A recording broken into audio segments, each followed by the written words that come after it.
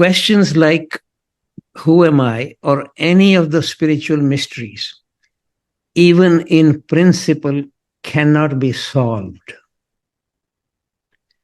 By solved, I mean that now we have a mental description of this. That is what we understand by solution of something. And on the other hand, if one stays with any of these mysteries, they influence the whole of one's life. And I'll give you an example of this specifically.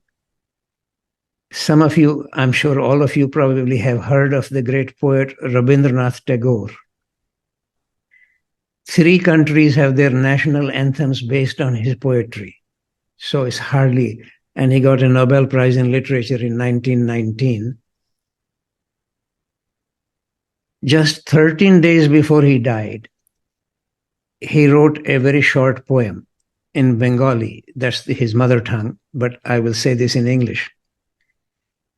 In the beginning of my life, with the first rays of the rising sun, I asked, who am I?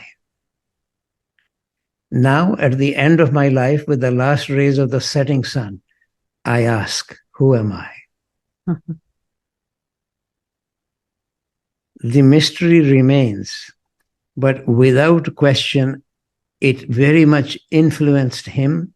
He was a poet, a dancer, a singer, a musician. Towards the end of his life, he started learning physics also. I mentioned this. Quite an absolutely remarkable human being. But as he says, the mystery still remains. But my wish is that this book, for anybody who is interested in reading it, this book would invite them to explore the mysteries in their own life. What has brought them to where they are? Why were they born where they were born? Why should they have the parents they have, the parents? Because all that has very large influence on their life. The way we think, or the language we learn, the scriptures we study, all this is so much influenced by it. For example, all the scriptures that I have mentioned, because I grew up in India, I naturally was exposed to them. You people probably were not exposed to them.